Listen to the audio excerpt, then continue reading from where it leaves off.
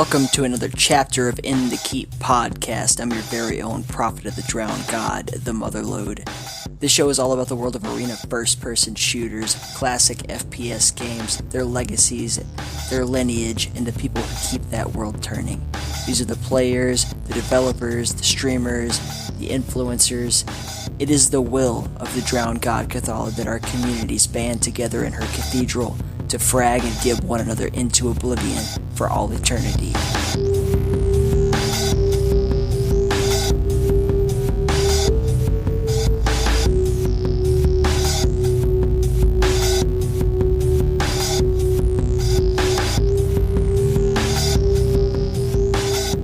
Okay, alright, we're here.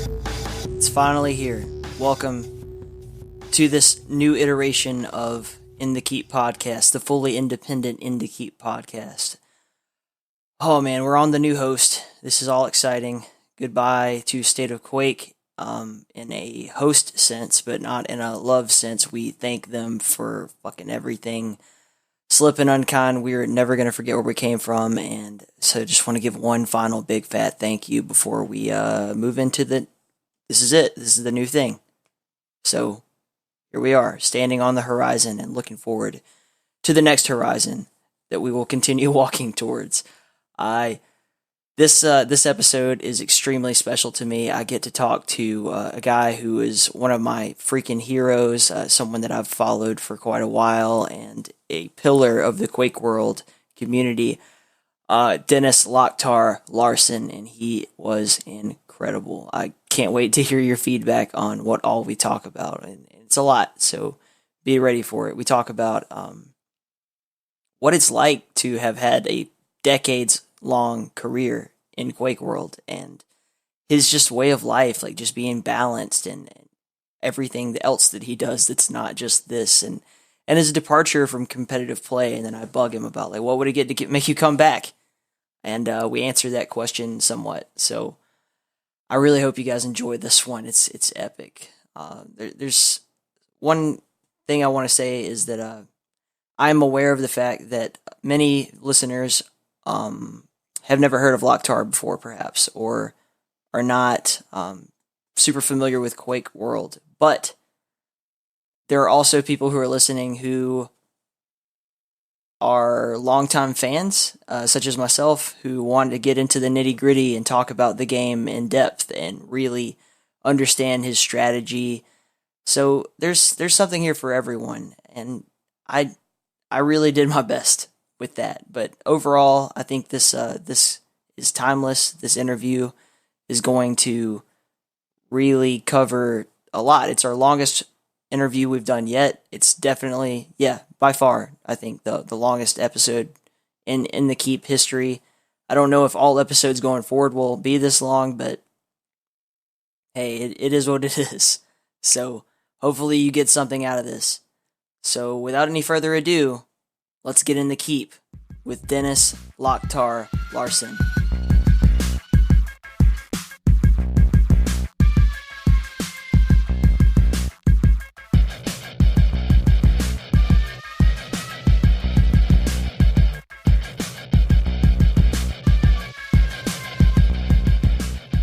I have some friends over and they're at the balcony drinking beer at the moment. So I hope they don't disturb that so much. So.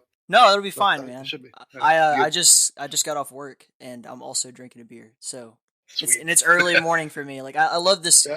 The night shift is so fun because my neighbors, like they're just getting up and going to work, and I just get to come home and like sit on the front, sit out front and watch them. I'm like cracking open a beer at the end of the day. Sounds really good, really good. Yeah, we're recording now, so everybody, welcome to In the Keep, Motherlode as usual, and we've got what's the moniker for you? I see a few different ones, but the one that I see the most is the world's best DM2 player. Is I think that's on the wiki page. It is. I don't know who put it there, but I guess it's like BPS maybe, or maybe under. Yeah, I guess one of them maybe. I don't know, watch me play. Yeah, go ahead. Yeah, well, DM2 has always been my map. Mm-hmm. So I think they put it there for like 10 years ago. The world's best DM2 player. So, well, I play a lot of DM2. I've always done that. So maybe that's why it's there. I don't know. Sometimes when I watch you play, I'm like, I think he's the world's best Aerowalk player. No. Maybe DM4 is the map I'm best at the moment, even though I have not played in over a year now. But the recent, at least 7 years, it's been only DM4. And I think I mastered that map to almost perfection. It's always a bit... if I lose the map, it's because of bad aim. But like understanding the map is like really, really next level. I can really feel it's like I'm united with the map almost. It's really hard to explain, but when you know a map that much, that you really, every situation that occurs, you can handle it. And if you lose a fight, it's because you miss aim or something like that. No, that's true. So DM4 is it's a map where you can have the total control of everything. If you compare it like DM4 to DM2, where you can have control, but not in the same way as you can have in DM4. So, but yeah, I love both of the maps.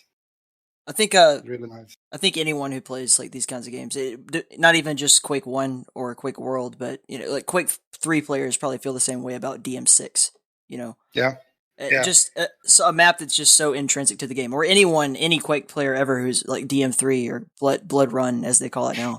It's because the maps have been so much in the scene. I mean, DM4, DM2, DM6. It's from the beginning of Quake, and I think that's the same with Quake 3. The map you talked about, it's the same there. People have played that map so much, so they got a whole new understanding. Like the understanding of the map is so developed, so everyone knows it really, really good. Right. And the best players they have like mastered that map to another level. So it's awesome to see. Hey, cheers! What kind of beer are we drinking? Norrlands Guld. Norrlands Guld. I have to try that one. I don't think I've ever had Swedish beer at all. It's not that great. I mean, it's beer at least. It's good. It's good. So now I got 3 beers here. I don't know. Okay, thank you. Drink all 3 of them. We get you talking. In the same time. Yeah. The end of the interview, I would be like. So let's see. How old are you? You were born in what, 1983? Is that correct? Yep. True. So and where did you grow up and how did you grow up? I was born and raised in Stockholm. Okay. Lived with my mother and father until I was like 8 years old, and then they broke up. And my mother found a farmer from Värmland, so we moved to Värmland. It's like from this Stockholm center almost to the farm life almost. So I lived there for 3 years, and that's where my Quake career started. What kind of farm was it? Like, what did you grow? We had like sheeps and like peacocks. We had also. I think we got some hens, and I think we got some cows also. Just a couple of them. And were you working like on the farm with your stepdad as a kid, or like? Well, I did not work with him, but I helped him. Helped everyone with the house. I mean, to get heat in the house, we had to like put some wood in to get heat in the house. So that was an everyday business. A wood stove. I don't know the English word for it, but a stove. To get heat, you have to burn some woods. Yeah, it's a stove. I don't know a wood stove. It is okay. Yeah. A big stove. Yeah, it's weird. It's the same word for the stove that you cook on. It's I don't know. English is a jacked up language, to be honest. It's a hodgepodge. It is. Yeah. So you started playing Quake while you were there. What year is this? Yeah. The thing is, I think it was like 96. That's when 96. Quake 1 came out in 1996. Yep. And we had this in school. We had this at Fridays. We could use the computer area and play games after school. So after school on Fridays, everyone ran there and took one of the computers. Really, I think it was like 386s PCs. And we played Warcraft 2 We played Doom. We played Quake also, of course. And I was the only one in our class that used a mouse when I played Quake. Right, it was still a direction pad. Exactly. Yeah. They were like, you can't use the mouse. It's not the same feeling. I was like, yes, I can, but I lost every game. But I always used the mouse. But after like a year, 1.5 years, I was the best in the school at the QuakeWorld. So, that's how we started. We played Quake at Fridays, and we had some LANs also. So, a lot of Quake was involved. Just like community LANs amongst your friends? Or yeah, some bigger one also. But... yeah, I mean, it was like 50 people, maybe 100 people at the biggest LANs. But back then, it was like we only played Quake after Fridays at school, and some at home versus Frogbots, but never online. Well, we played some online also, but not that much. It was expensive. Okay. So, yeah. So if my timeline's correct, like 1998 is when QuakeWorld really, became a thing. I think so. I think you're right. And then between then, assuming you got the game right off launch, and 2002, you went from a brand new player to a professional, like really competing. The thing is, I don't know if I was that well known in the QuakeWorld scene until like 99, 2000. I remember I played versus, I think it was Paradox. Okay. I played a DM2 versus him, and I won. I think I won that game versus him. And Paradox at that time, he was one of the best players. So I think that's when people got some eyes. Who is this LocKtar guy? And I beat him at DM2, and he spanked me really hard at DM6, of course, and probably DM4 also. It's a really interesting aspect of, especially QuakeWorld, is you say like you beat the shit out of him on one map, but on another map, it's a completely different story. There's some, there's a certain like skill difference at which it doesn't matter what map you play on. Someone's gonna just out aim you and all that sort of thing. But for you to say like evenly skilled, I can definitely beat someone on this map. I could beat them on DM4 every time, but not on this map. That's almost unique to Quake 1, I think. Yeah, it probably is. I mean, I had only played DM2 back then. I mean, DM2 was my map. I really hated DM4 because it's a map when the guy is just a little bit better than you, he will rape the ass of you. You have no chance. I mean, you will look like shit, and that's not fun. Yeah. And DM6, I mean, the DM6, it's another map. I mean, you can't really compare the maps at all. I mean, DM2, DM4, DM6, Aerowalk, CTN, it's another map. You can't really compare them. But DM2 was my map back then. I was pretty good at it. And when I beat him, Paradox, then I noticed I had something. I mean, he was among the best, and I could beat him. That was really nice. And at the time, I was still a baby, to be fair. At the time, you're playing like still standard 10-minute matches, 1v1 duels, all that, and then 4v4 on the side, or the thing is, I never played team play.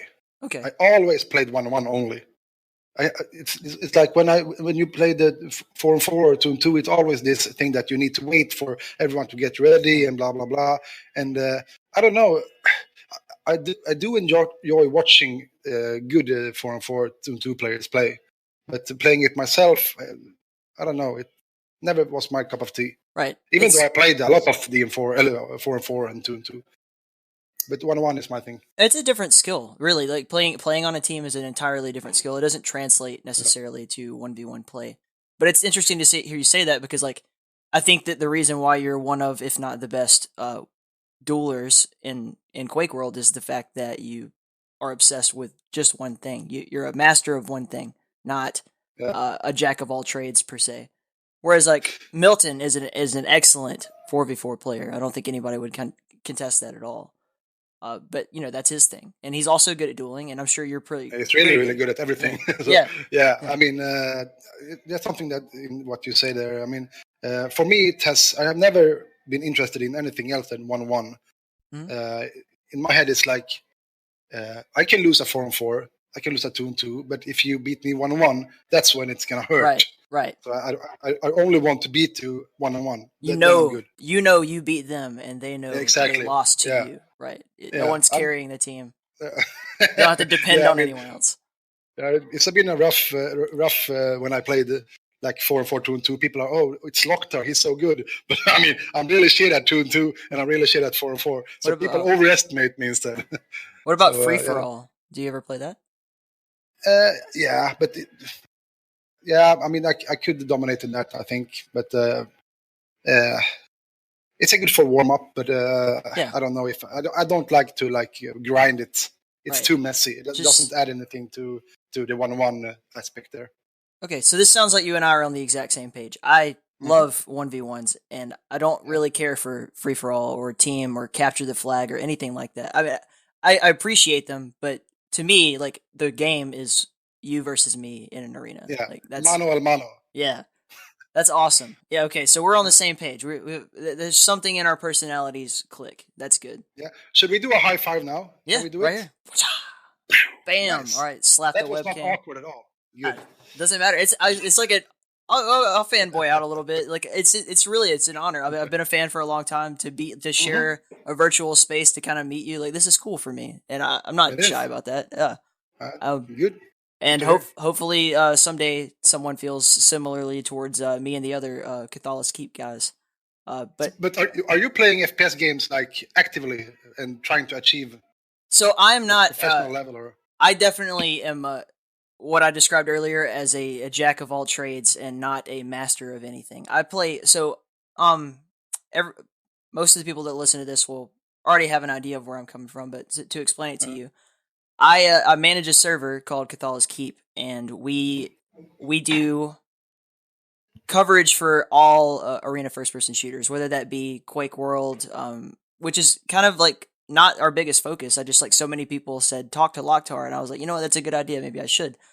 Quake 3, Doom, the build engine games like Duke Nukem, even like Quake Champions is actually where we started. Like, most of us are very young and got into Quake from there.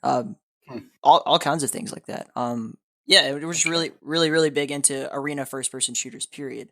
I myself, I definitely try to be competitive, but I'm spread out across so many different games that it's to me, yeah.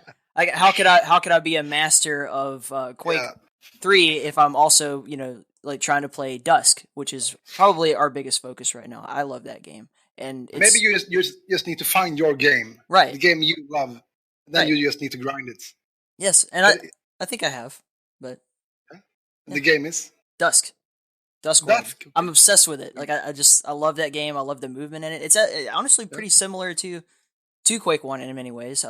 Very fast, big maps, and then it does have strafe jumping implemented, but it's not like Quake 3 strafe jumping. It doesn't feel strafe jumping in that game doesn't feel like a mistake, which strafe jumping originally was. What other games do you play? The thing is, after QuakeCon 2017, I moved to a bigger house, and I'm sitting in the computer room now. I fixed it 2 weeks ago, not completely, but I got the computer up and set up in a good way, and I cleaned up away a lot of stuff. But it's like I had no motivation to play anything at all when I got home.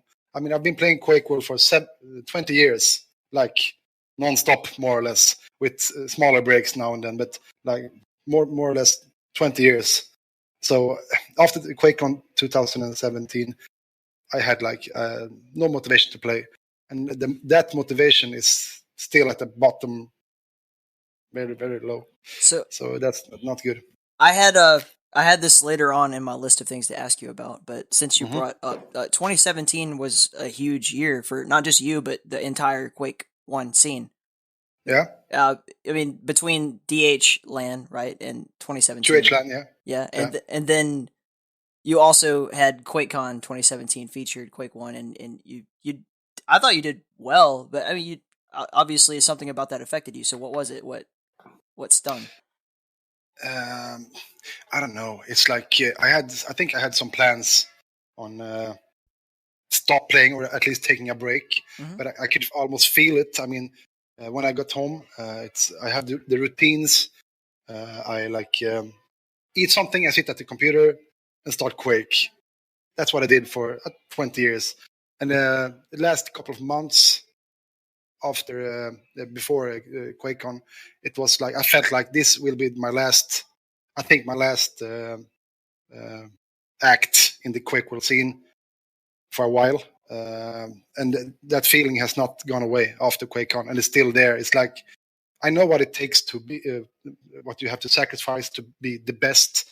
Right. And I did not have the motivation to play. And it's like I can join a server now and probably win 95% of all the duels. But it's like you want to perform 100% and want to have that 50% shaft versus less skilled opponent. You want to be able to compete with the best. And it's like it's really, really hard to come back and just casual play and just have fun. No, it's like being a boxer. Like if you were Mike Tyson and you came back and got knocked out, how would that make you feel? But really, really bad. At the end of the day, really, I mean, you've had already a really long career. So if you ever decided like I'm retired, which I hope you don't, but if you did, I mean, who could not respect that? Yeah, thank you for that. Yeah, it feels much better.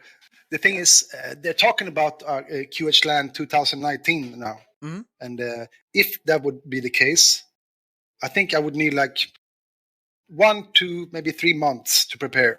And I think I would participate in that QH Clan. They're talking about maybe in Amsterdam or maybe in Stockholm. I don't know. Wherever it is, I will be there. And I will prepare for it in the best way I can. So, yeah, that's my intention at the moment. But I'm not going to just casual play.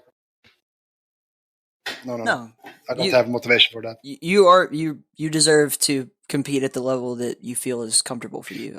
I think that. I'm sure everybody who sees your name tagged to this episode and clicks on it just because of you. Like I don't want to do a disservice to the QuakeWorld community because there's other people from other games listen to this podcast, but I feel like it's important to say like you are a legend to many of us. Like it's so strange to hear that. I mean, I know. For 20 years. If you're not the best after 20 years, maybe you should change the game. It's such a weird thing because it's such a small niche community. Like all arena first-person shooters all together, it's still a very small portion of the video game community and then the general population. And we're like video gamers are alienated from most people, and then Quake and arena shooters are alienated even further. And then I would say QuakeWorld players, like people who still play the first Quake, like and only play that, is an even slimmer portion of that. But to those people, you are the man. Like a few names come to mind, and you're one of them. So yeah, I mean, the thing with the QuakeWorld scene, the whole scene is so friendly. I mean, it's all my friends I have at the moment, more or less all my friends are from the QuakeWorld scene. And they are my best friends. I mean, there's so many people I've met that are like really, really nice people. And they see it's QuakeWorld. The QuakeWorld scene is it's like almost like a family. When you have played the game for so long, and all of a sudden you go meet people from USA or from Russia or from whatever it is. It's so awesome. And everyone is like really cool guys. I thought you said cute guys, which would be okay. There's some cute guys there also. No, it's true. But it wouldn't work. It wouldn't have lasted, well over 20 years at this point. It wouldn't last if people weren't kind and inviting. Yeah. Yeah. So it's just a bit sad that everything like has come to an end sometime. I mean, more and more players stop playing, and that's a bit sad. I mean, somehow it's like the big stars in the game always make other people come and play it also. Like it's a bit sad. I mean, I would like to have more motivation to play because when I play, I have really, really nice time and I like it a lot. But it's hard. You have to have motivation to be able to perform and keep it up. So it's how it is. Hey, look, hang in there. We're all cheering for you. If you decide that you don't want to do it anymore, like everybody has to respect that. You've done enough for this community already. I'm done kissing your ass. On to the next question. Nice. So yeah, You came into the competitive scene right around like early 2000s, no? Yeah. How did that happen for you? Who approached you? What did you do to go from no one to LocKtar? We had like a lot of offline tournaments that I performed pretty good in. Mm-hmm. And then we had like the QH lands where, I was always a threat on DM4. So, DM2, sorry, on DM2. So I think it was because I was really, really good at one map. So people always, in a best of 3, if I win DM2, which I normally did, and could like keep another map tight, I could or maybe even win it because of CSing or whatever it is. So I was always a threat. So people, and maybe my fun game style also participated in a lot of people catching my eye, so to speak. So, yeah, I think so. At this point, you've been playing on lands. Is this just a centralized sort of to Europe? Had you played Americans at this point at all? This was like 2000 or something. No, I think we had really bad internet connections, and no, I don't think I played any Americans at all. So, what was it like the first time that you went to, say, a QuakeCon or something like that, and you played against someone that you had like that wasn't already part of your community, your centralized community? It was a bit nervous because Europeans have their own play style, 1-on-1 and 4-on-4 and so on, and like Brazil has their own, and USA has their own, and like Russia has their own also. Mm-hmm. So when you get to meet people from other countries, in that sense, it's really, really, it's hard to expect expect how good they are. You have seen demos and so on, and but when I played them, they were really, really good. They had it's hard to explain, but their strategy was really hard to read, and their how they approached the game was really, really hard. But as long as you like step back for a while and try to figure them out, you know how to react and how to handle them. But they were really, really good. A lot of talents from other countries. That's fun. It's really fun. I picture it like what is that? Jean-Claude Van Damme movie from the 80s, right? Mm-hmm. Where it's like a tournament and everyone is coming from like a different style of martial art, you know? So they're all playing the same game. They're all fighting, but they all have a different they've learned from different masters, right? Yeah. And then you play in a tournament and see which one's really the best. UFC did that, you know, where people thought that I don't know, like Tai Chi was the best martial art, or and then you find out like actually Brazilian Jiu-Jitsu is the best martial art. And we've seen that in Quake too. Generally, it seems like Europeans pretty much dominate, except for like Rafa, you know, who's American, and that's a weird turn. And I try not to be egocentric. I don't ever want. On one hand, I want to cheer him on, like, yeah, he's from my country, and I love that. But on the other hand, like, I try to be objective and say that, you know, I respect any great player. Yeah, and how they got there. It's hard to. Every player has their own unique styles. When you look at the top, we have like at least in the QuakeWorld scene, we have like Lucas with the deadly aim and like almost robotic play style. We have Milton, who is like I don't know, it's like a god in the game. He just seems to know everything. It's sometimes you're like, how did he know that? And we have like BPS, and there's a lot of good players that have their own little unique set of skills and really good at it. So what you have to battle is how to tackle their best self. Right. And that's not easy. Sometimes you have bad spawns. In DM4, I've lost to BPS, even though I'm a better DM4 player. But through bad spawns and some bad shit going on, you can lose a map. So, every guy at that high level it's a big threat. And, everyone can aim, and everyone is, like, good, really, really good. So you can't, like, chill and, like, this is going to be easy. Every game is really, really hard, even though you have the more equipment to win on DM4, DM2, and so on. But it's you have to like figure them out and feel what is their day shape of today. What are they good at? How do I feel? If I feel my shaft is not where it should be, maybe I should back off a little bit and try to find better openings than I have right now. So it's so many aspects you need to look at. Sometimes even though you have a really good shaft one day, the other day you can have really bad shaft, and that you have to put in the same box and try to use it in the right way. That's absolutely true. I think across all arena games, or really just life in general. But so one of the first interview that I ever did was with Violent Heart, who is a Quake 4 professional player, and he said exactly the same thing. Like, if I feel like my railgun is off today, the thought process of a professional player is not, damn, my aim sucks, but like, okay, so I need to force fights that don't require me to use that weapon. Yeah. And it's even weirder in Quake 1 because you have such a limited weapon palette. There's so few weapons compared to other games. That exactly right. So you take one tool out of the belt and put it aside that day. It's a much bigger difference. Yeah, I mean, it's especially when you have the shaft, who is a really deadly weapon. You get instantly killed. If you hit 100%, it will take away 250, 200 HP in a moment. I mean, it's gonna be really, really fast. So, fuck, it's loud out there. It's okay. Wait, I'm just gonna. Kom där, Morris. Ja, kom där. Kom där, gå in. So. Okay, so what were we talking about? It's okay.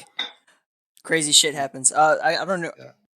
Where we left off was you were just explaining how the shaft or lightning gun, however you want to call it, is exactly. It's obviously, it seems to me from watching you play, your favorite weapon. But if it's not working for you, if you're not getting the hit scan, like stiff, you're maybe it's your muscles or maybe it's just your nerves or something like that. But like sometimes your hand slides around a little bit and you're not getting. I think it's a mental thing. It's right. Like I've been playing so much, I've been like feeling like I'm unbeatable, and from nowhere it's like I've been unbeatable for 2 weeks, and I'm getting home and I'm like, fuck, I'm gonna play some Quake and dominate. And all of a sudden you miss a lot, and you're like, what is going on? Maybe it's just this game, and just start again, and everything is just off. Like you missed the guy with 1 inch, 1 centimeter, so it's really, really annoying.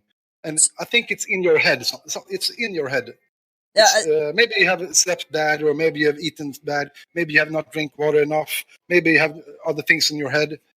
So it's hard to explain, but I think it's a mind thing. Maybe it has to do with, in your case, certainly a mind thing. But in like as I was explaining earlier, like how I kind of branch off across several different games, is that so like. The other day I was playing Dusk and I was doing extremely well. Like I couldn't believe how well I was doing. And then I switched over because some friends asked me to play Quake Champions with them. And I get a lot of pressure to do that because I'm involved in so many different communities, and so many of them kind of look towards me to like, hey, would you be willing to check out our game and like talk about that, which I have, and I love to do that. But so when I get really used to the rockets and or the rivets, I would rather say, in Dusk. When I come back to Quake, a different Quake or a different arena shooter, the timing even is different, and then I struggle with like even being able to hit a rocket, And I know I'm good at the game. I know I've played it 300 plus hours. I just don't. It's not working because of a mental habit of how my brain is wired to do it at that point.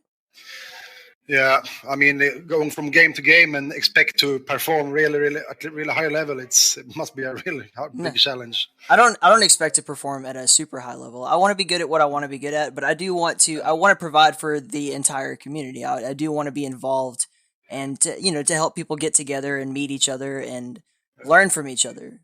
Because I feel like a lot of people online are toxic, and I don't want to like take a shit on any particular person, but I hate it when people are mean to like or aren't welcoming to someone who wants to do this kind of game, because it's not easy. If you start out, you think everyone's cheating, right? Yeah. But that's really annoying. Yeah. Yeah. So I just don't want that to ever happen, especially not in my space. So I try not to let that happen. Mm-hmm. But we're here to talk about you, not me. Shoot.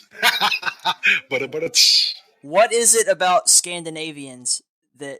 Why are you guys so fucking good at Quake?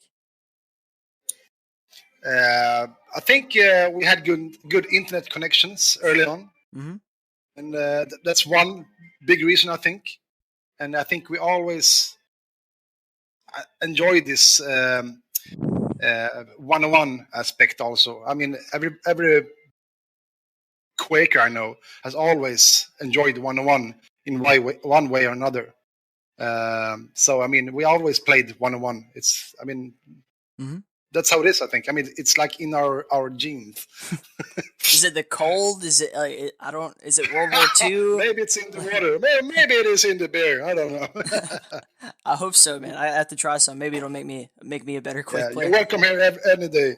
I would love to. I'll probably will one day. Yeah. Just message me. I got big house there from all my QuakeWorld earnings. You know. How much have you made? I think it's like $7,500, or was it $6,500? You could make and half of them were, I think, it was, I had the tax for it. So yeah, you could buy a fucking car. Yeah, no sweat with just video game money. Yeah. Yeah. So you work otherwise. What do you do, like, just day to day? I work as a sprinkler fitter. You know what that is? Sprinklers. Yeah, you install like fire. My younger brother does the exact same thing. Seriously, bending pipe, bends the pipe. Yeah. Installs the systems and all that. Yeah. Yeah, everything. Yeah. That's amazing, dude. That's so weird. I mean, we're like the QuakeWorld scene. Yeah. The sprinkler fitter is not a huge brand, so to say. But do you think that skill translates? The fact that you're always thinking about the angles that the pipe has to go, and like, how, does that help? You know, I think it's got it spot on. Yeah, every time I like take like this big branch, and I wonder how this translates in QuakeWorld. No, I don't think that translates anything. Maybe you get a bit sore in your arms while they're like wrenching. So no. So Go ahead. You can talk. I have worked with it for like 1 year now, so I'm still a newbie in that scene. But I will be the number one sprinkler fitter. That's amazing. I have a reputation to keep. Do the guys that you work with know that you're like this legend in the Quake world, or is it just like you're just a normal guy walking around to them? I'm just a normal guy walking around. That's amazing. That's so cool. I was telling my boss today before I left work. Like, he's like, "What are you gonna do after work?" And I'm like, "I'm interviewing this guy that I'm a huge fan of. He's like a legendary Swedish Quake player." And he's like, "What the fuck is that?" So yeah, I could relate in a lesser way, but it's not easy. It's not easy. But you Scandinavian motherfuckers, especially you Swedes, are so good at arena shooters. Like, Seaspool's the best Dusk player. You're like the best, or okay, I should say Seaspool or Brando are the best Dusk players. It's either America or Sweden. And then you're one of you guys have such a strong presence in Quake 1. And then for Americans, it's like the Canadians are there's less people in Canada, I think, than in Los Angeles County. Right? But the Canadians are so disproportionately good at Quake that it's like ridiculous. You know what? I think it's like, now when I think about it, in Sweden, I think we had a lot of lands during the Quake from '96 and on. Many lands to compete at. I think, if I remember correctly, I think we had like at least two lands a month, and we were like, and it was competitive play, QuakeWorld 1-on-1, 2-on-2, 4-on-4, and other games also. So I mean, I think lands has a big part of it. At the next land, you wanted to perform, so you played a lot also. And even though you did not play at like online, you played versus Frogbot and played the maps, so you got to get better and better. So maybe that's one reason. It's interesting. So, you know, you said you grew up for the second half of your childhood on a farm. Yeah. And I assume it's got to be cold as fuck in Sweden in the winter. Yeah, back then it was a bit cold, yeah. Not anymore. Yeah. It's warmed up since then, global warming. Yeah, it's spring here, so it's pretty good. Yeah. Well, I mean, Canadians are latitudinally on the same plane as you guys. Maybe like being fucking cold as hell in the winter makes you want to be around other people more and gives you like a stronger sense of community. But the thing is, if it's hot outside, I don't want to sit inside of a computer and play Quake. I want to go out and drink beer. Yeah. So if it's cold, you go inside. You can't drink beer every time, so you can play some Quake or another game maybe. I don't know. It's either the cold, it's the community, it's the beer, or it's something makes you people who live in cold ass climates great at Quake, and I don't know what the hell it is. I wish I could get to the bottom of it.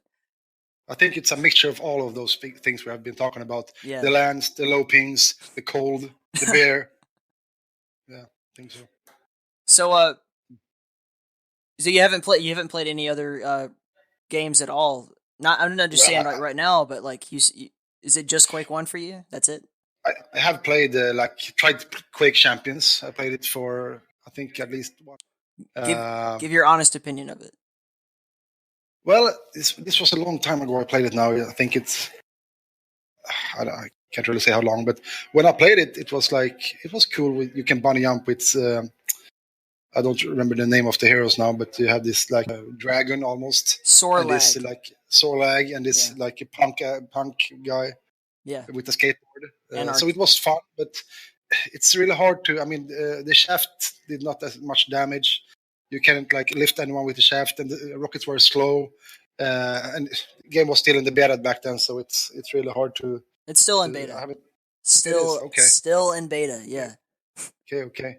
But back then, I did enjoy it, but I felt like I was playing with handcuffs behind my back. It was like I could enjoy the game to a certain point, but I mean, been playing QuakeWorld for 20 years and goes to a game with a lot of graphics, bad FPS, and the thing with all the different heroes and their abilities.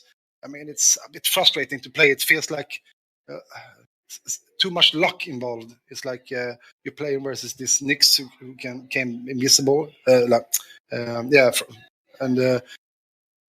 some guy who can like have double damage from BJ from exactly Wolfenstein. Yeah.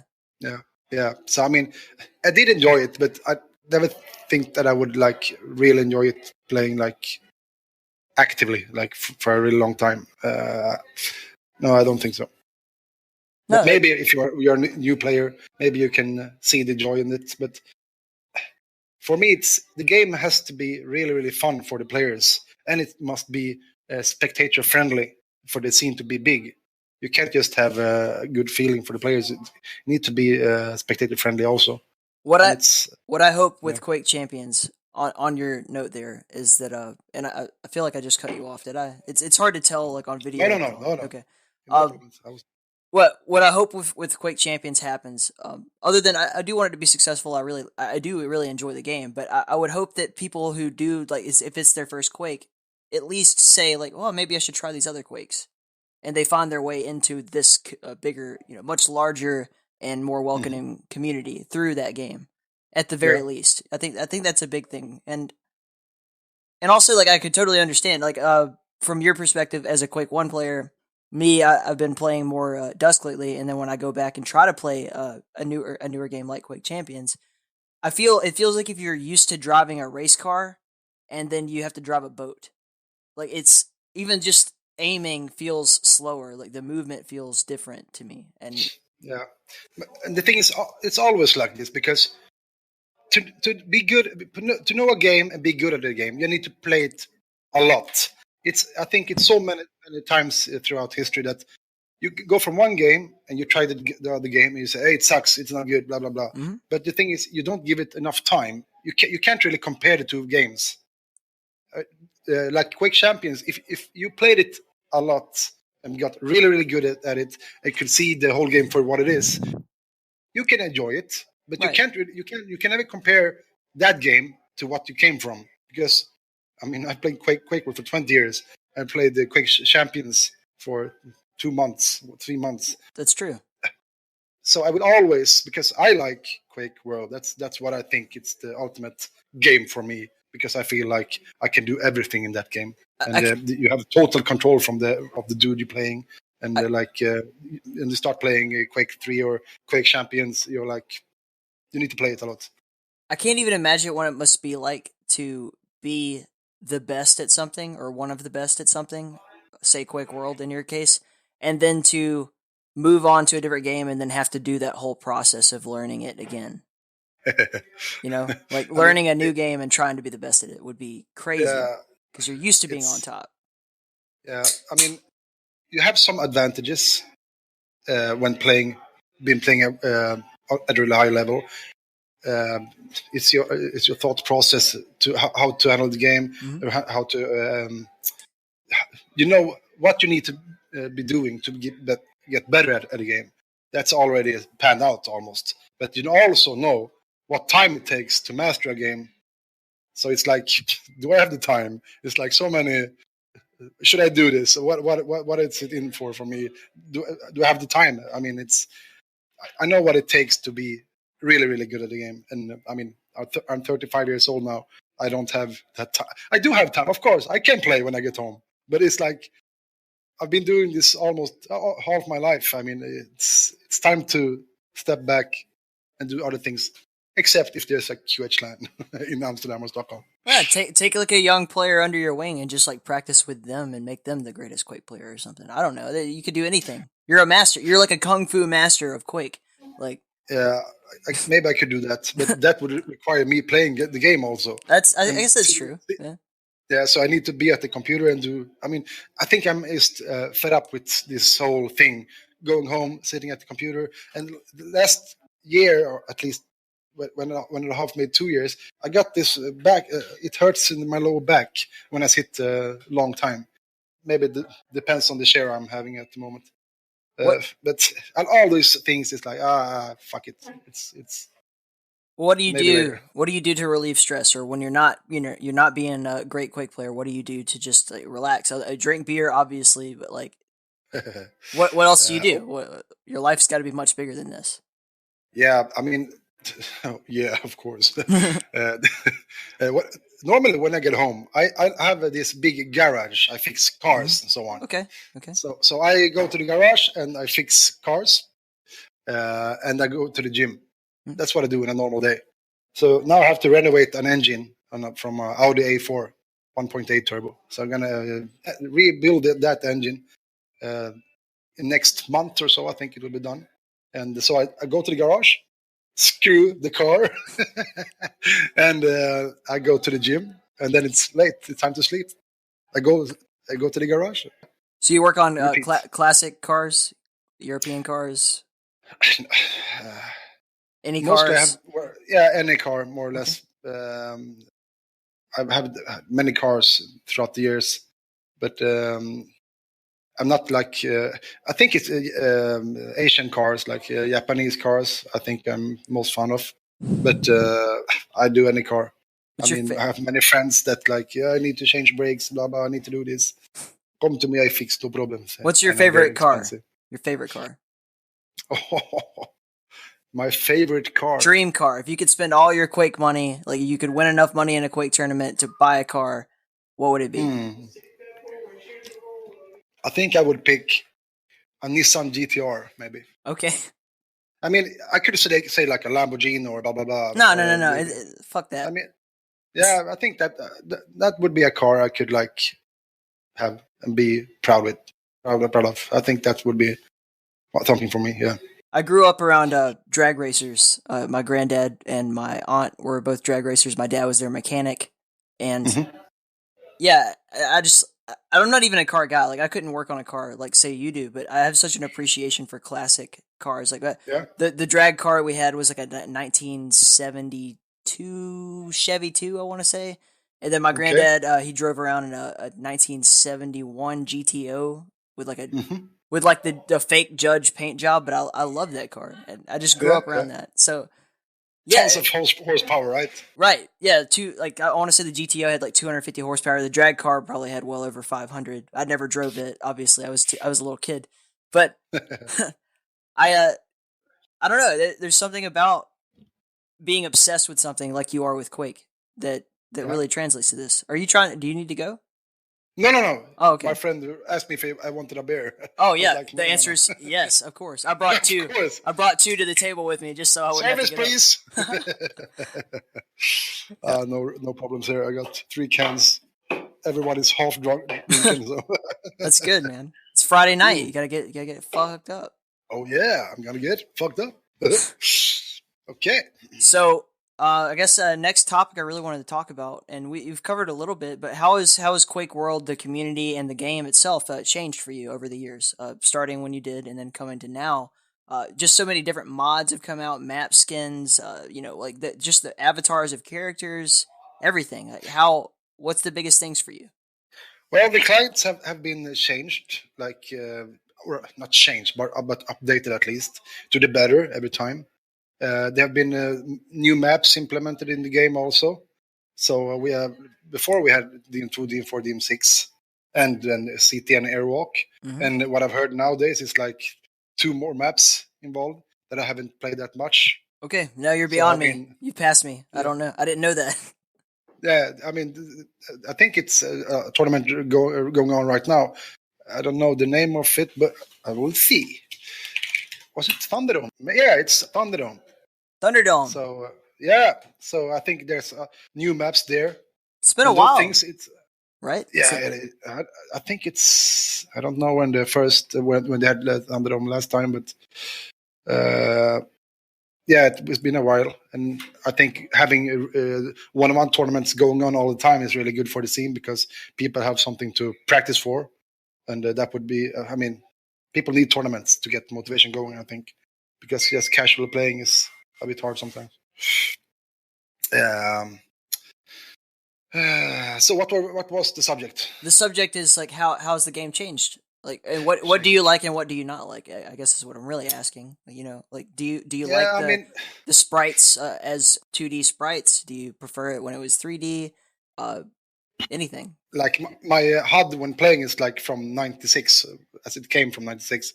It's nothing graphic wise. It's always about getting good FPS or stable FPS that is not jumpy. And having the armor bar at where you always have it and your icons, because I have changed one point to the modern ones, but it's like I get lost in the game. You're so used to having your own HUDs and so on. So if you change it up to something else, it gets really messy. So I have this same HUD from 96 more or less. So what about hardware, right? So when the game first came out, you already mentioned that people were, you were playing with a mouse. I'm assuming like a ball mouse, right? No. I got laser. Oh, you got laser. Mouse. Like you were the first, like one of the first adopters. Okay. So you mean now or what? No. I know now. You probably everyone uses a laser mouse. Right? I mean, at the time, right? No. We had a ball mouse. I think I had this Logitech Mouseman wheel with a ball in it. So it was really, really good. Remember when you flicked your wrist, it like the ball was spinning in a certain way. So you mastered that perfectly. When the game was first designed, right? Mm-hmm. They did not anticipate the technology that we use today to play. Like you're playing the game now with a laser mouse with like, I don't know what, 1,000 hertz refresh rate. They didn't see that coming. So the skill gap is completely changed. Right? They thought you were going to play the game with a directional pad.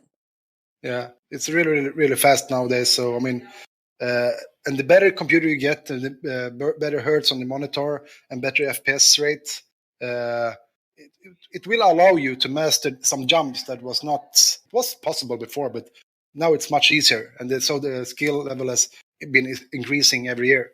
Right. So, and that's a good thing. At the time, right, like what was the gold standard monitor was like 60 hertz, no? Yeah. What do you use now? 60 hertz. 144, 240? Yep, 144. Yeah. And I was thinking about buying a 240 hertz monitor. Yeah. I think that, but I'm not playing anymore, so it's a big investment for not being using. But maybe if there will be another tournament like QHLAN or something, maybe I will buy one just because. So I think that would be a big improvement. But it would take for my current setup.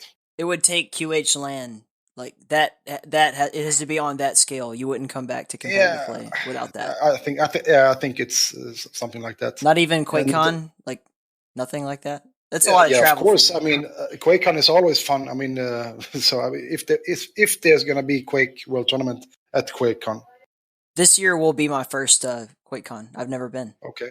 So I don't think they will have a Quake World Tournament there. I have not heard anything about it. At least. maybe not. I'm not sure what the plans are, but I mean, Yeah. I want to see everything. Like I said, I come from all arena shooters, and it's not just even Quake or id Software even more. I mean, it's so much bigger than that. Doom, 2016 was huge, and now Doom Eternal is going to come out, and also like Dusk will be there. Like I'm assuming New Blood is going to have a booth. I want to see everything. Okay. Nothing would make me happier. Like I don't even really play Quake 1 that much. I don't play QuakeWorld like often or anything, but it to me as a spectator sport, like it's the one that if I see Jahar streaming it, I want to watch it. Like I know I want to watch this. You know? I love your motivation to the game. It's really fun. It's nice, really nice. Yeah, it's like I'm a fan. I'm like I don't want to compare myself to. You wouldn't even get that right. I was gonna say John Madden. Do you know who that is? He's an American football analyst. So like he's like a sports analyst, right? And I just enjoy the sport on the level that he does. He's never been a great football player, but he's like the guy who is great most respected for analyzing it and watching it and breaking it down for other people to understand. And I kind of relate to that in a way about arena shooters in general, and especially about Quake. Yeah. Okay, so you've covered what's changed, I guess. What? Let's talk about like I want to break down kind of each major map individually. At least the ones that I've seen you play on. You haven't played on the two new ones that we both just became aware of, or that I became aware of. DM6.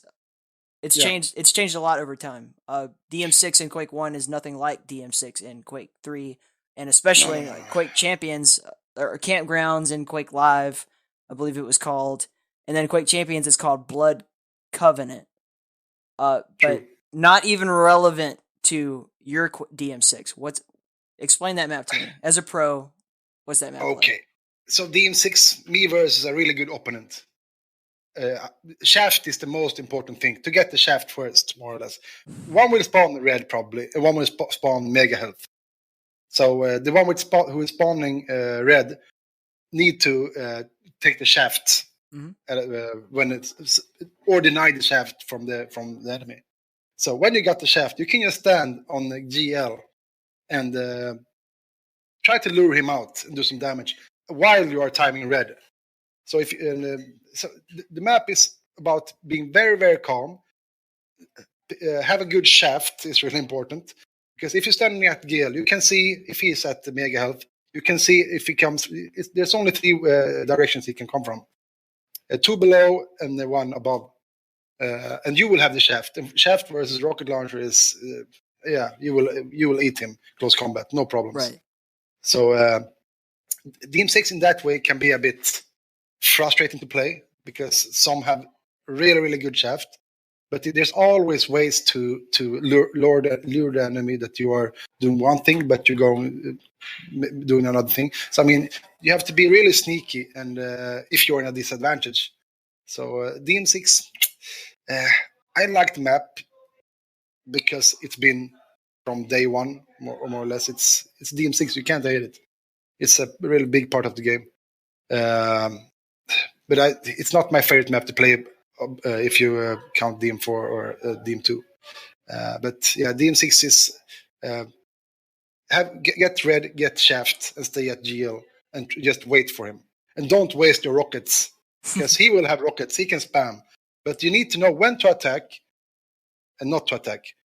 If you get hurt, you need to take red and then try to attack him and kill him and go time red again. Because if you kill him at mega and red has spawned and he takes red well, it's not good, because he will have a red and 10 rockets.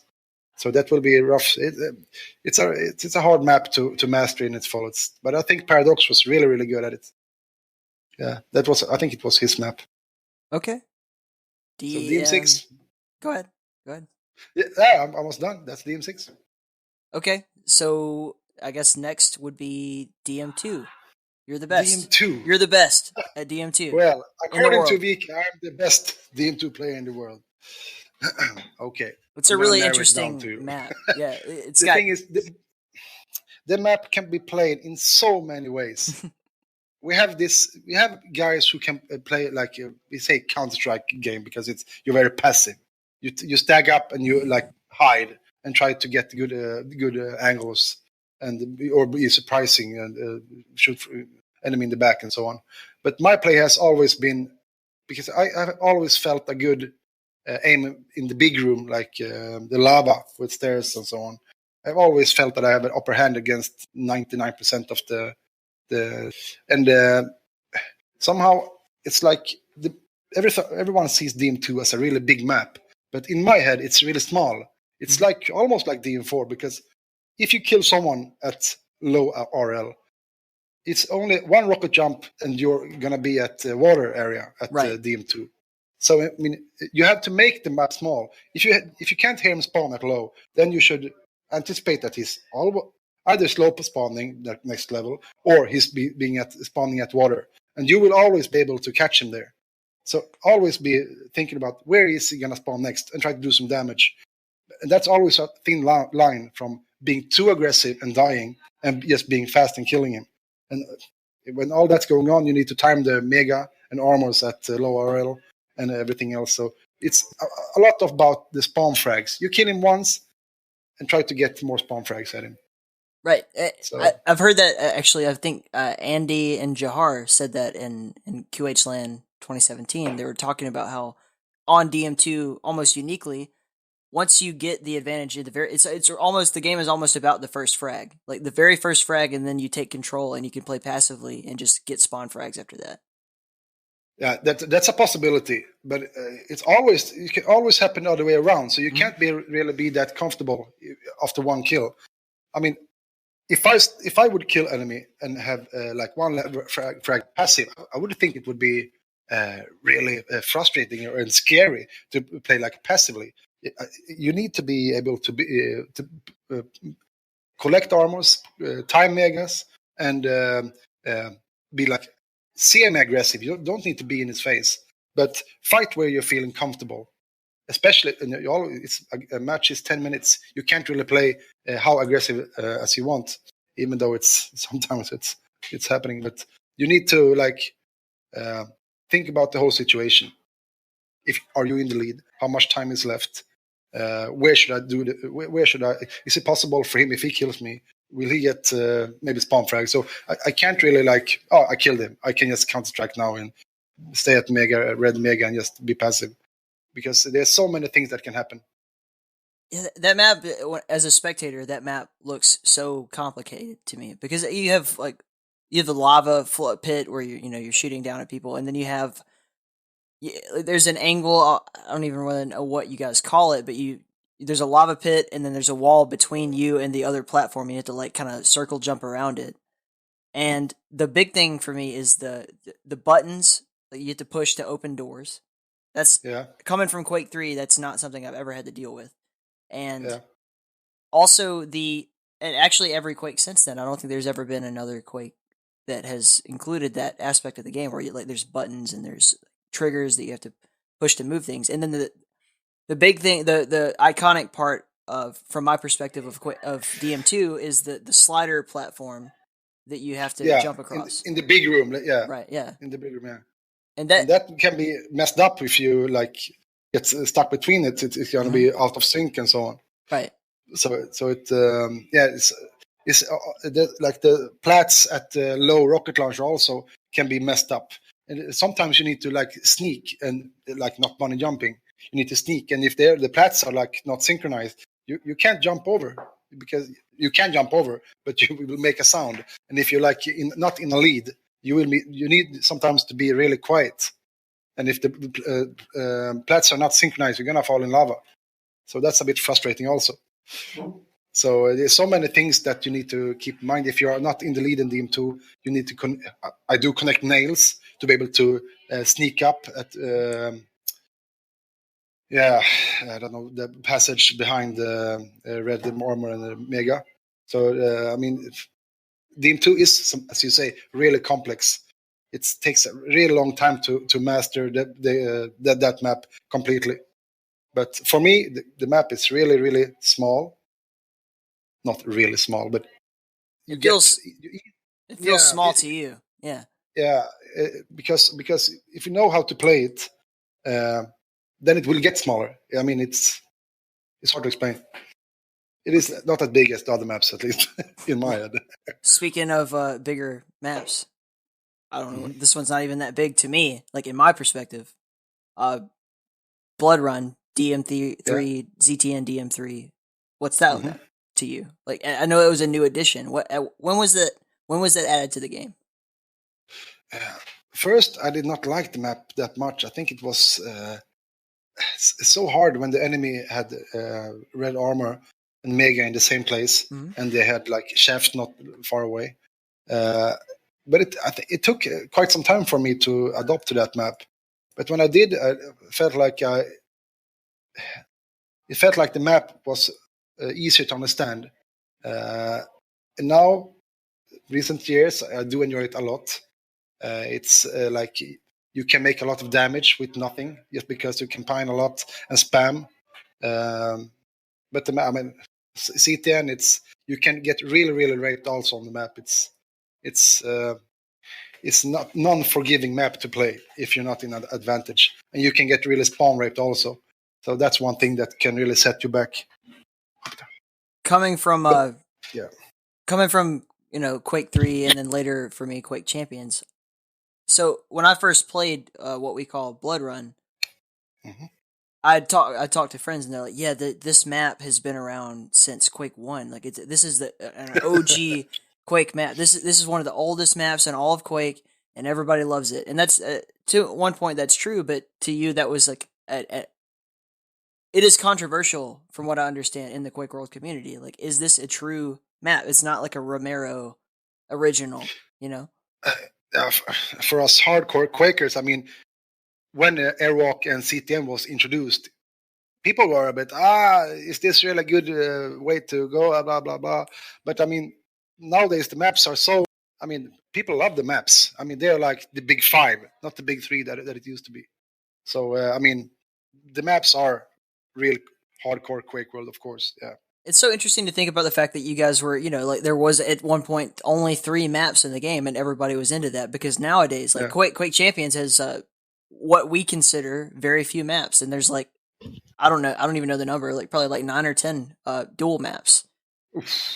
And that's not enough. Like people are like, we want more maps, or we need symmetrical CTF maps and all that shit, and I'm like, and that's fine, but yeah, you have like, because you're limited to a certain number of maps, you're an expert on each one of those maps. Yeah. And I think that's the joy for me. I mean, having 10 maps to be really, really good at.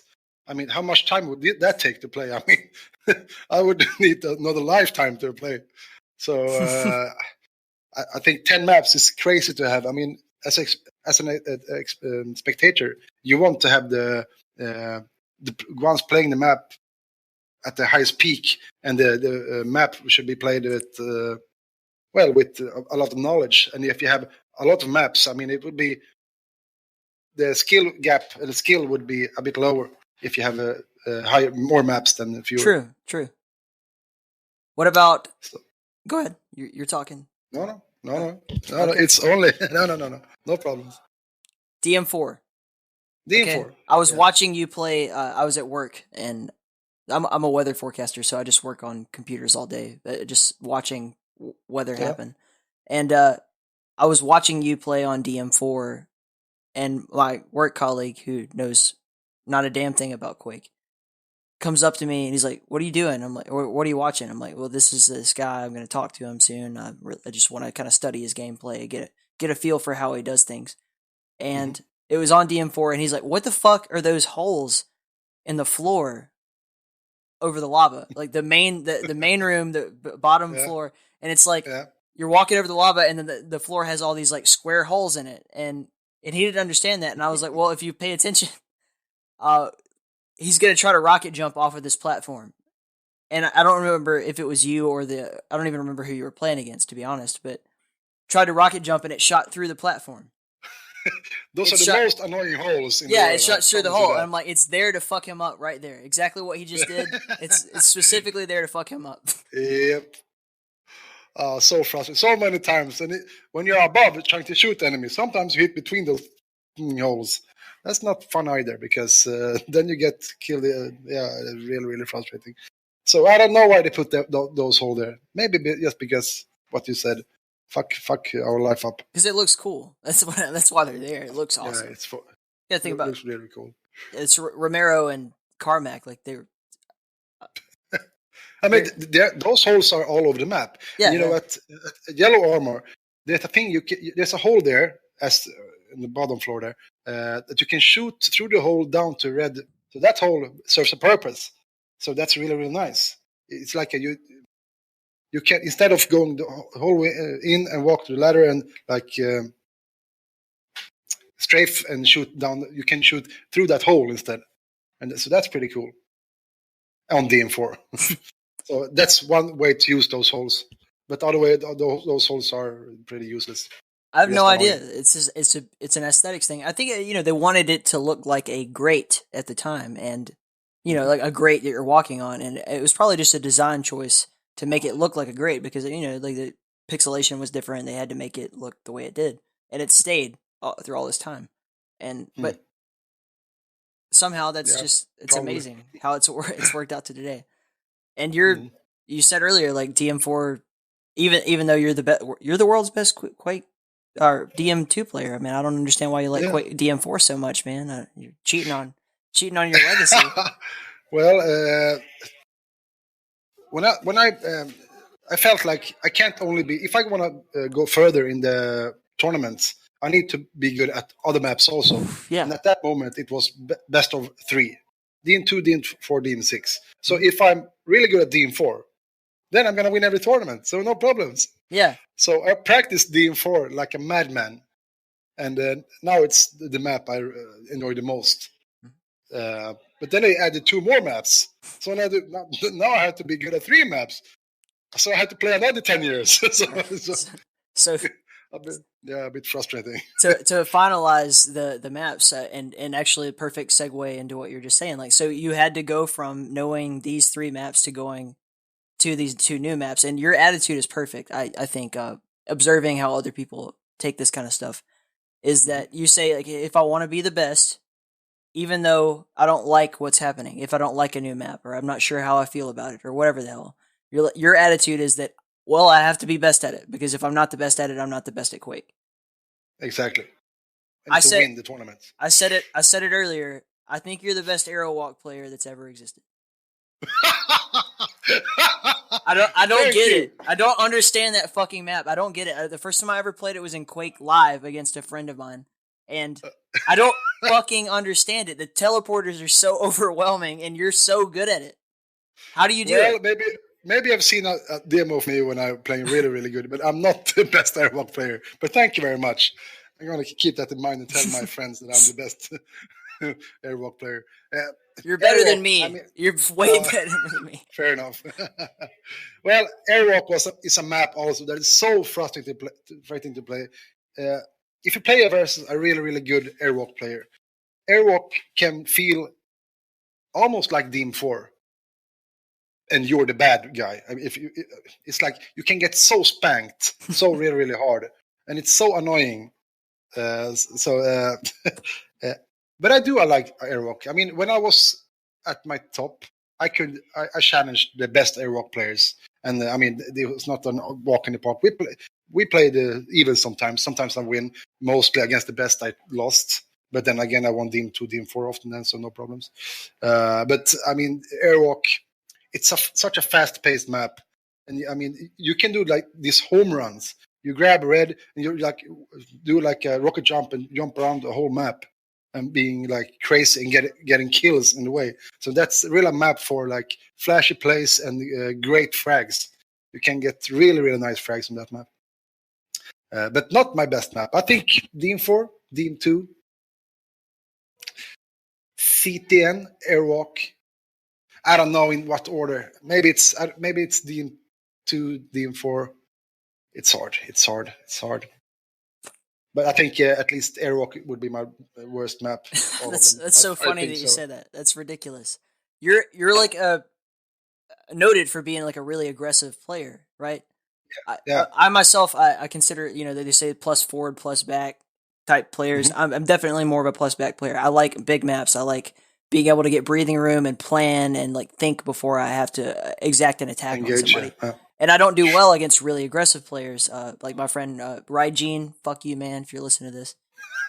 But he's a super fast, like just he plays as in Quake Champions. He plays as Anarchy a lot, like really, really fast CPMA movement, and he drives me fucking insane. He's the guy that I played Aerowalk with, and he's so just zipping through the portals and just fragging the hell out of me, and I don't ever know where he's coming from. And to see you play that map, it translates perfectly to your style. Maybe you don't feel that way, but to someone watching, it does. I mean, it does. I mean, Aerowalk suits me perfectly. Yeah. But the map was implemented a bit too late, and I was not playing that much Quake. I mean, from playing 8 hours a day, and when the map was implemented, I think I played maybe 2 hours a day. And when I did play, it was not always Aerowalk, but sometimes you need to practice it also. So I mean, as you say, I mean, the Aerowalk it's a map perfect for me, but it was not my era. Yeah. My era was at Dim 2. So I mastered that map instead. Not your pig, not your farm. That's what I say. That's how it is. Cheers. So, last couple of things I just want to run by you, and then I'll let you go. You've been really generous with your time, and I know you have friends over, so I'm just gonna get this over with, let you go about your life. No problems. Yep. So, how do you just got done saying that you've practiced, sometimes 8 hours a day. Like it's Quake was like a full-time job at that point. Like, in America, at least, an 8 hour a day, 5 days a week, that's your 40 hours, and that's a job. Yeah. That's same in Sweden. Some people say it takes 10,000 hours to become a master at something. I think that's I mean, of course, but I think I have played QuakeWorld more than 10,000 hours. Yeah, no problems. I played triple 10 times that. Or even more, I think. How do you balance that with like having a life? Like with you're not married, no. Nope, no children. No plans. No plans to get. Yeah, of course. The thing is, I'm very picky with women. Yeah. At least when it comes to picking the right one. I mean, I've been around. If you know what I mean. As well, you should be. You should be. As a QuakeWorld legend, I get my share of it. No problem. Oh shit! Oh yeah!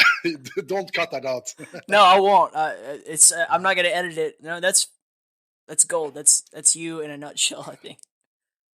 Yeah. So but how do you balance being practicing? Like you're really putting in the work, and also your real life. Well, back then it was like I was in school back then. So after I got home from school, I mean, I was a kid back then.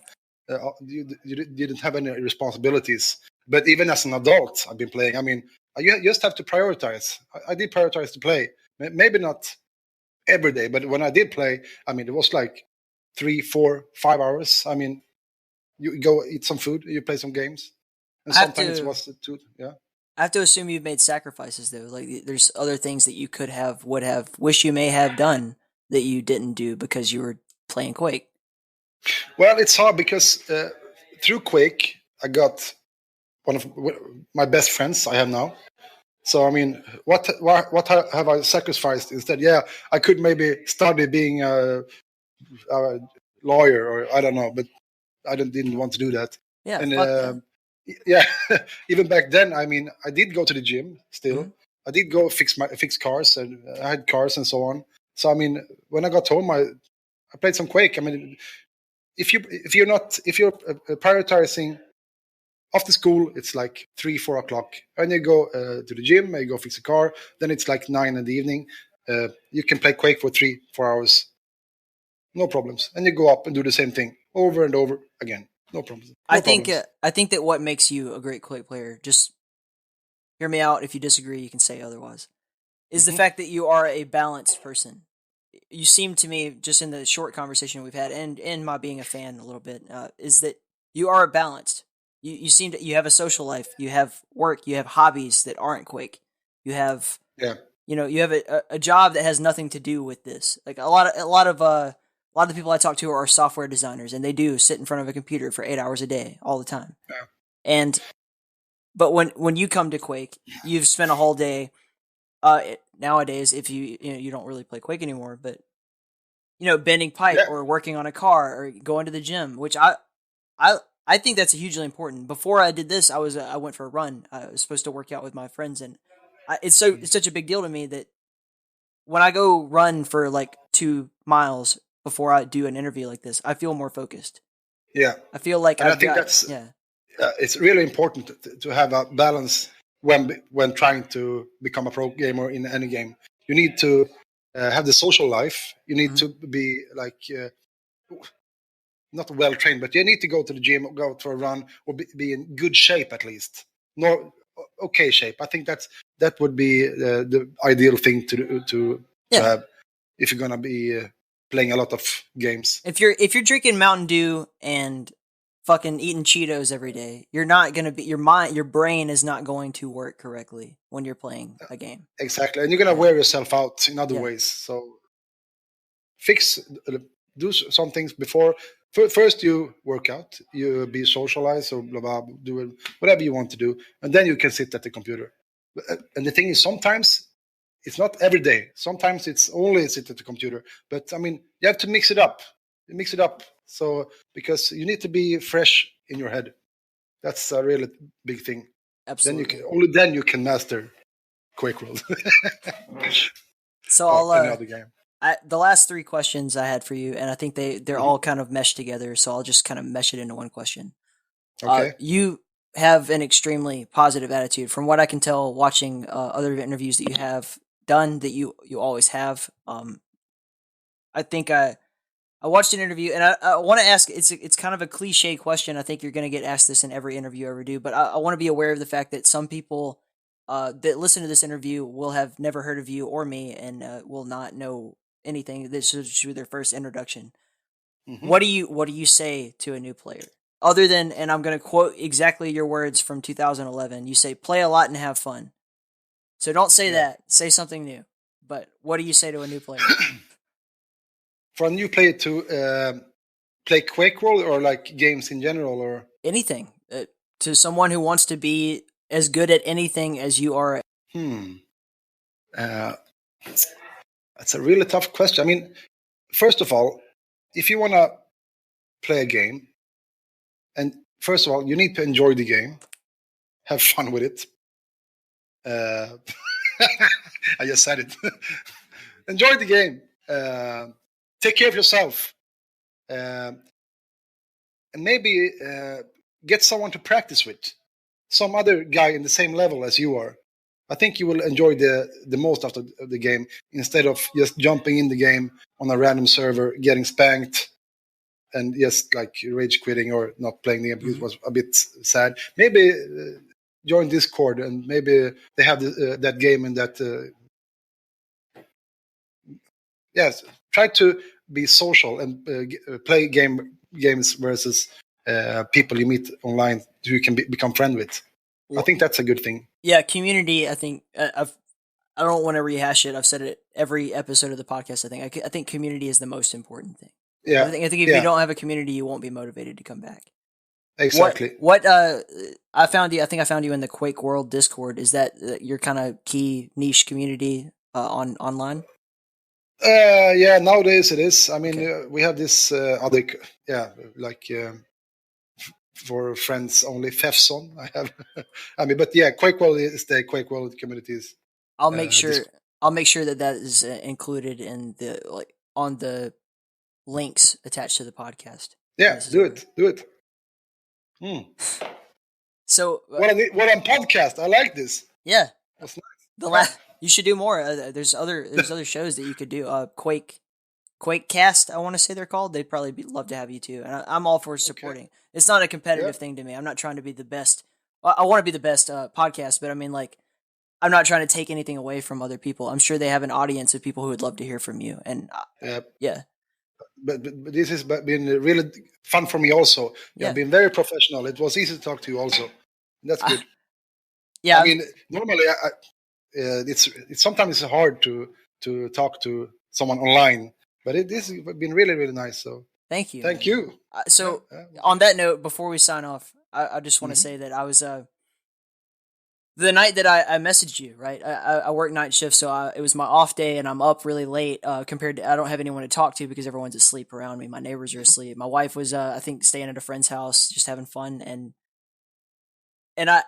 you've been on my list since I made the initial. I have a list of everyone that I want to interview, and I update it constantly. But you were one of the first names on that list, and nice. I just, I'm sitting there going over that list. I'm like, who's next? Who should I talk to? And I found you in the QuakeWorld Discord, and I didn't even know it was the real you. You don't have an avatar, right? It's just a normal Discord thing. I was like, fuck it, maybe it's him.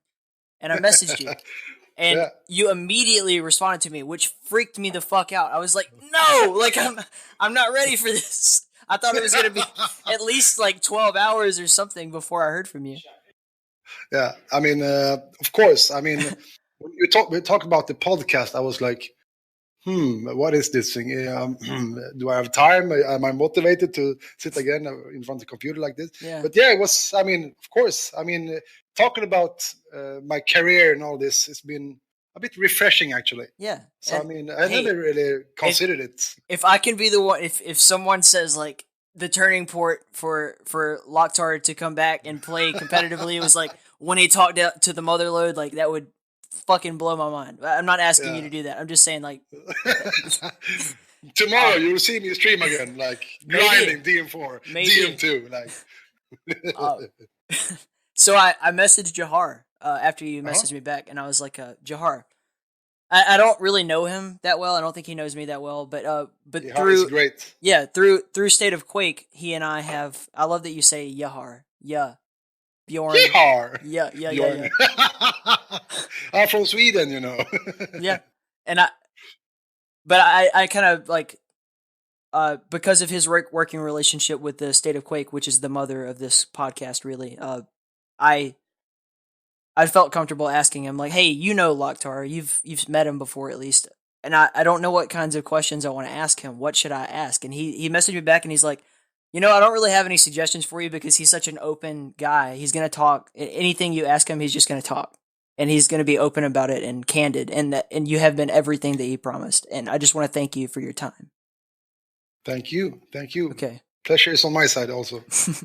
Appreciate it, man. And you're welcome back anytime. If you do get back into the competitive scene, I expect to hear from you. I will talk to you then. I will message you on Discord, right? Yes. Appreciate it. And we do this. Take care. Again. Okay.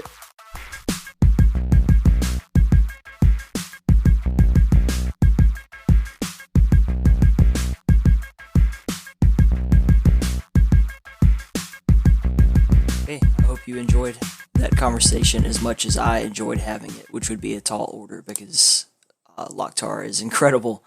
That was so much fun.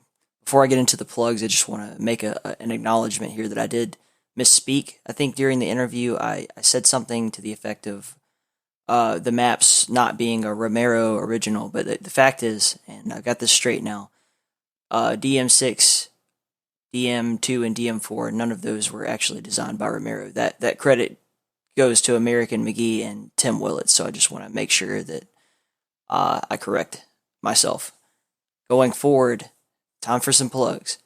First of all, join the Keep. If you are into what we do here on this podcast, I'm sure you'll find a great community with us, hanging out, tournaments, duel pools, that's QC stuff, pickup games for any of the AFPS games that you might enjoy.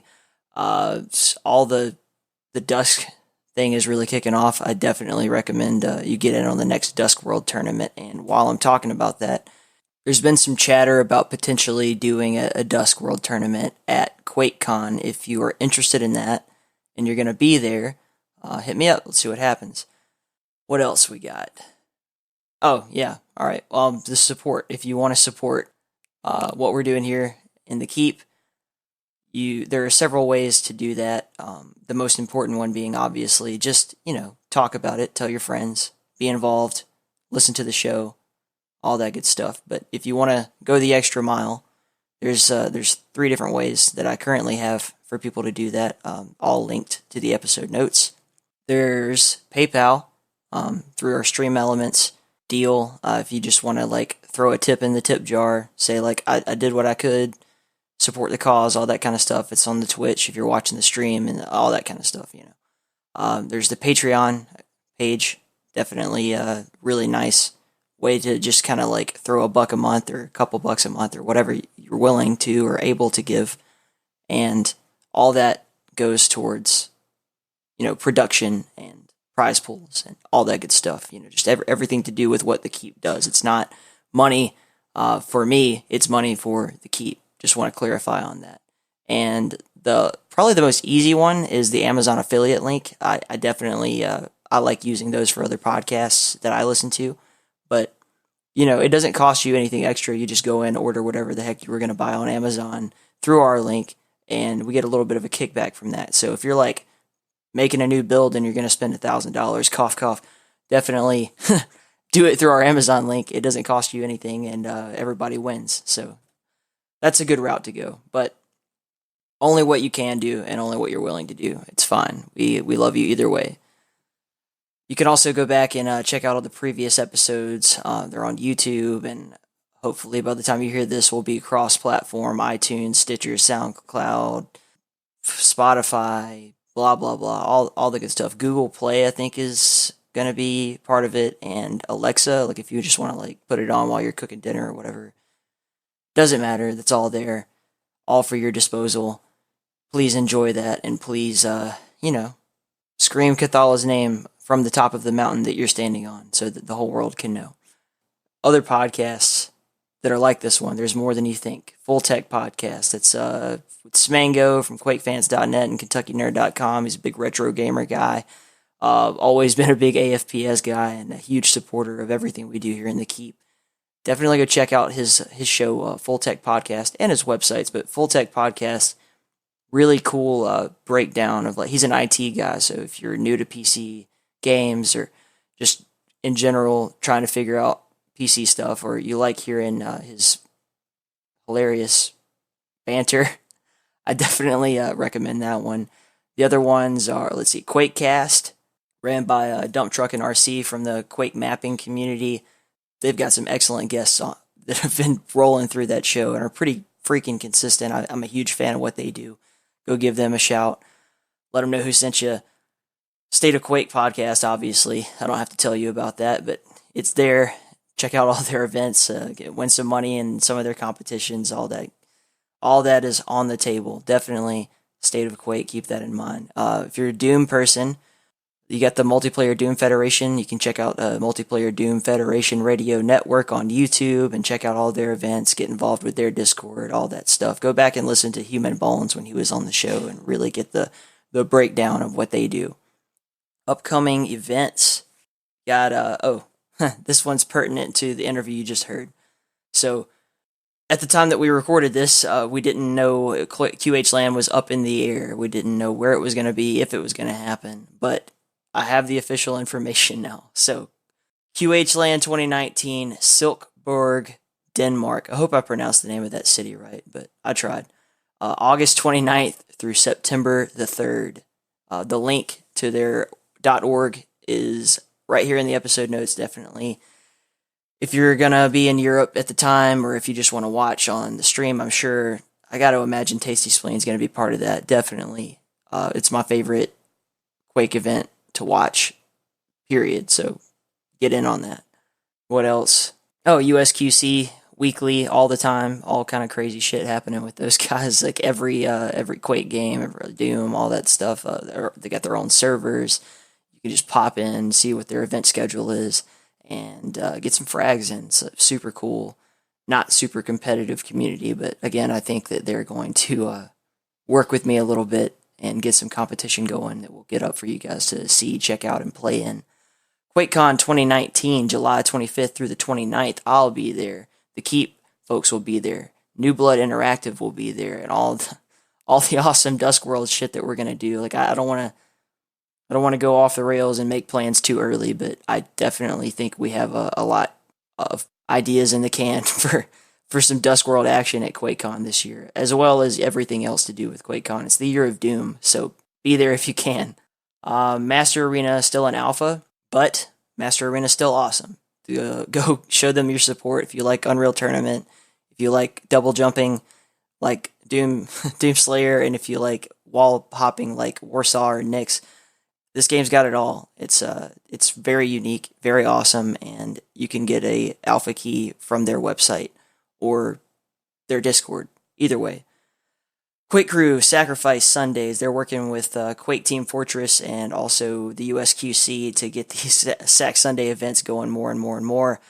If you like playing Sacrifice, if you like that team aspect, just getting casual frags and having fun, go check out Quake Crew, Sac Sundays. 40 Lions Den.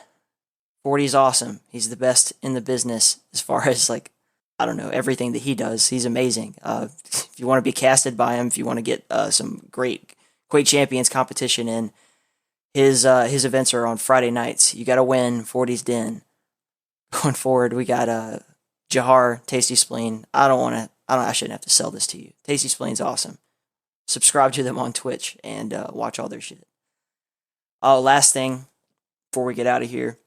If you are someone out there who is familiar with the IO Quake 3 engine and you want to, you're looking for a project, I know a guy who's got a really amazing idea that I'm not going to give out on the podcast publicly yet, but if you're interested in a really cool project and you have the coding side of your, down, and you're familiar with that engine and you like both Quake 3 and or OA as well as Quake Champions or QC Doom Edition or anything like that, hit me up, let me know who you are, and I'll put you in contact with a guy who has an interesting plan.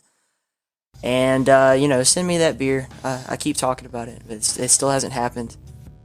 But if you know someone who has awesome craft beer, or makes craft beer, or works for a craft beer company, and they were looking to get shouted out on the podcast, I will drink it, because I love beer. Even if it's from Sweden, I'll drink it. So, have a good day, have a good week, have a good fucking time. We love you, stay in the key.